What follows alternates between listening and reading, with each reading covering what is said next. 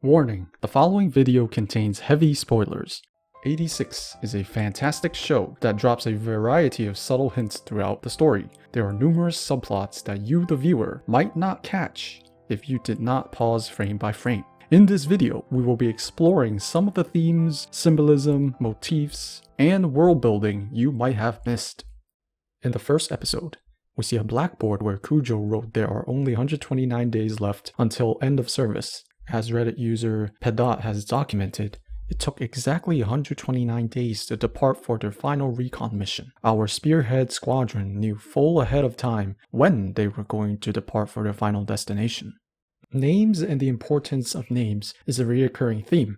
Before Lena became the handler of Spearhead, she was first seen as a handler of a different squad. You can see most of the individuals without an alias. This is because most 86 members die within their first year of service, according to the novel author, Asato.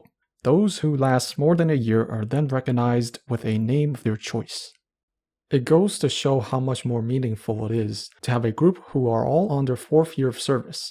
They are the cream of the crop, the best of the best. In other words, they needed to be dealt with. Have you ever wondered why there was a slogan, "Welcome to the base closest to heaven"? On my first watch, it didn't register. Once it was revealed that the Spearhead squad is the equivalent of the Suicide Squad, it all made sense. To make things worse, the mannequin's neck is another form of foreshadowing. On the topic of names, I can't come up with a more perfect name than 86. On the surface level, 86 simply referred to the people who live outside of District 85. However, if you check Wikipedia, 86 has another disturbing meaning. It generally means to get rid of someone or something. In 1970, it also meant to kill or execute. Let's talk about the name of our heroine, Vladilena Milize. I'm going to call her Lena. But her name is Lena! Is it though? Not according to Dr. Google. Vladilena. Lena. According to NameDoctor.com, her first name is the female equivalent of Vladimir, which means to rule or govern with greatness and peace. I couldn't find the meaning of Milize, so comment down below if you know what it means. In episode 2, the title and name of the squad is Spearhead, named after the tip of the spear, which means they're the vanguard and usually the first to engage into battle and therefore the first to die. When maintaining a spear, the tip should get the most attention.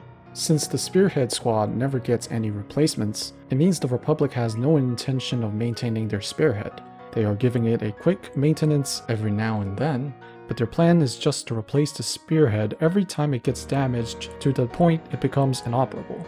It is also possible to break the Spearhead if it's stuck inside an enemy. It's painful for the enemy to remove the Spearhead, while you can easily attach a new Spearhead to the shaft as a replacement. The final recon mission is just that. Give the kids enough ammo and fuel to do maximum damage, and then replace the Spearhead with a new one.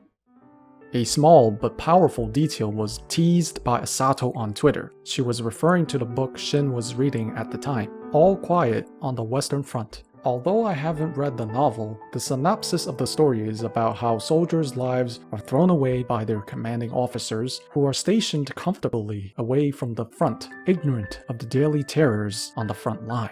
By witnessing the atrocities of war, these young soldiers lose their innocence and are regularly reminded of death. In addition, the massive loss of life and minimal gains from the fighting are constantly emphasized. Does this sound familiar?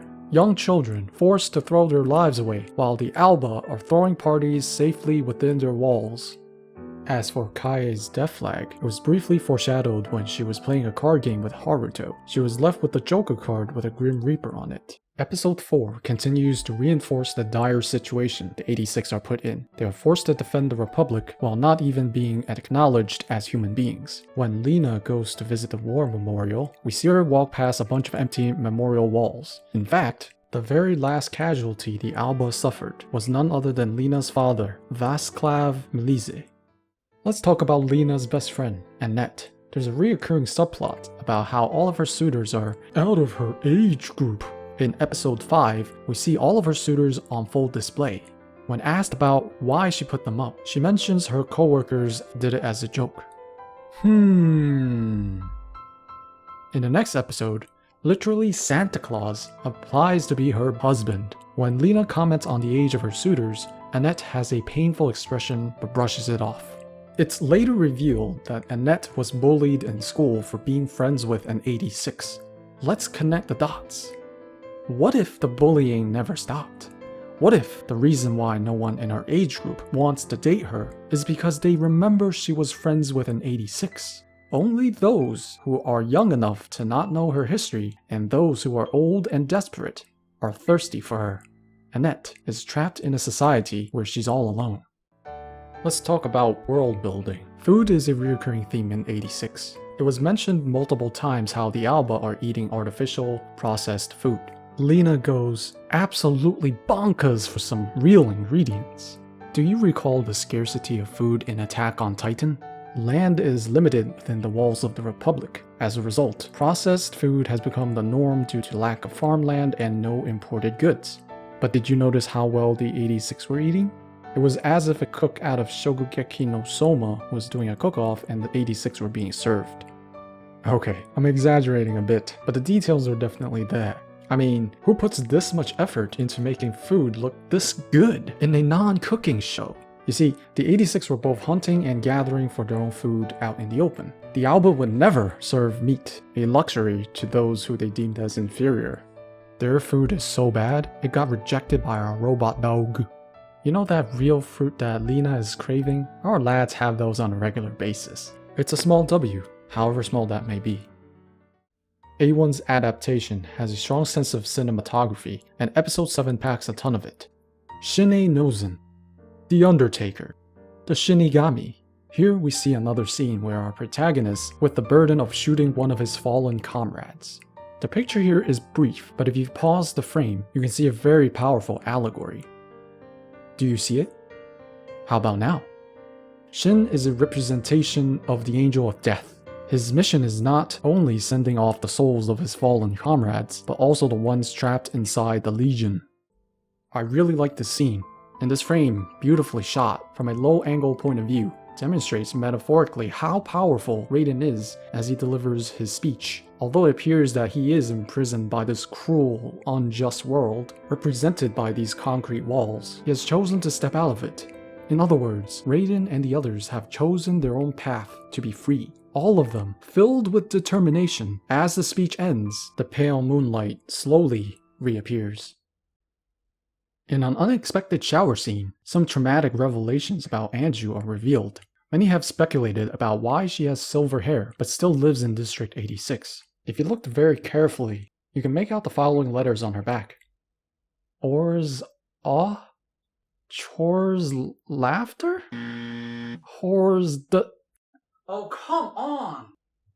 It's heart-wrenching to learn Anju was subject to such abuse because she was a half-blood. She was rejected by both sides. You can see the extent of her efforts to hide her secret back in episode 3. She was the only one to keep her jacket on. In episode 8, we are showcased the brilliant use of color to set the mood for each scene. There has been a recurring theme with dark and blue hues associated with the 86. The scenes at night stand for hopelessness and elicits a negative emotion. In contrast, the Republic is usually bathed in light, which represents hope and elicits a positive emotion. In the first half of the season, Lena was upbeat and cheerful, represented by her brightly lit room. As the story progresses, the room becomes darker, which is also a metaphor for her once cheerful optimism slowly burning out. As her mental state shifts, the light escapes the room. In fact, the only source of light is placed where she's communicating with the 86. We start off with rain, a sense of despair carried over from Lena's scene, but there is a tone shift back at the barracks. It's uplifting and the change in setting reflects it. The rain eventually stops, a sign of good omen. As the team sets off for their final destination, you feel a strong sense of hope and determination as Hands Up in the Sky plays in the background. Episode 9 is action-packed, so there's not a lot to say about the symbolism. At the end of the episode, we have a scene with a field of red spider lilies. It is the name of the withering flower in the opening sequence. Often found near graves, it is regularly used in funerals in Japan. The red spider lily contains poison in its bulbs, flowers, and leaves. If you eat it, you may get diarrhea, vomiting, or in the worst case scenario, it can be fatal. For those reasons, the red spider lily is often associated with death, reincarnation, and final goodbyes. The scarlet flower is a perfect send-off for this episode as Shin says farewell to both his brother and Lena. ZX Kadaru wrote an impressive essay on the concept of paradise and how the first half of episode 10 drew parallelism to the Garden of Eden. You can find the link in the description below. Now, onto the heaviest part. Like many of you, this episode hit different. My life flashed before my eyes is a common expression used to describe the widely reported phenomenon when a person recalls a rapid, detailed flashback of their life in chronological order. Scientists believe that you have 7 minutes of brain activity left after you die, which is also the length of Fido's flashback. But what is Fido? We learned that Fido met Shin 4 years ago and basically watched him grow up. There were bits and pieces in the story that showed us Fido was not simply a machine. Fido understood how each individual felt. He celebrated with his robotic arms in joy. He trembled in fear when Shin was being scolded. He understood that the food was terrible. He found a boiler so his friends can bathe. It's not far-fetched to say Fido showed more emotions than the Undertaker. In a way, he shared responsibility with Shin in carrying everyone's memories. Fido provided both combat and emotional support. This is why it hit so hard when Fido went down. In the final key moments, we can see on the top left, Fido's power supply was running critically low. In this scene, Shin takes a piece of Fido like he does with the other fallen juggernauts and thanks him for all they've been through. Shin knew they were going to have to leave him behind because they had no way of recharging him. So once again, what is Fido? In the second to last memory, we see a glimpse of Shin, Rei, and Annette in a picture dated 10 years ago. We were given multiple clues back in episode 8 that the Nouzen family owned a pet dog. Let that sink in. Could Fido be Shin's pet dog from years ago? This entire segment is anime original content, and I commend the adaptation for bringing so much depth and characterization into a side character we hardly knew. Throughout the season, there has been a number of stylistic imagery of separation between head and body. You have to admire what they did with the subtle cuts. The headless motif is a frightening element of the plot. What are they trying to say? Is it foreshadowing for what's to come? The finale of season 1 is full of mystery and I have no idea what to make of it. We are shown some strange flashbacks and yelling from some unknown simp, vowing to protect the princess. I'll take a guess that the Legion is now led by this guy, who appears to be a remnant of the invading empire. But no spoilers please. In the post-credit scene, we have finally come full circle with the headless imagery.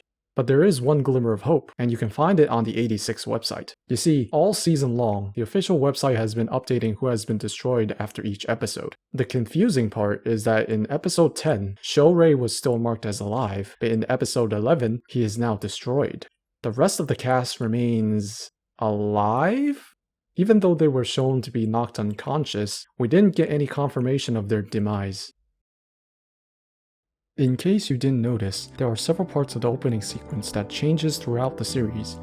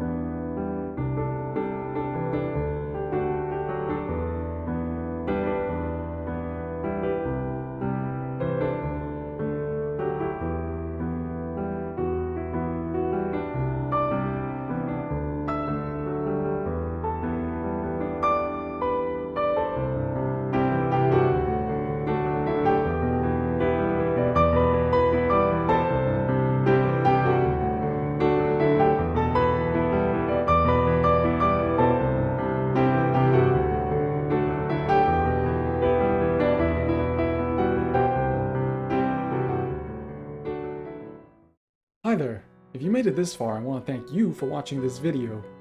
As an anime-only watcher, I have no idea what's going on in the light novel.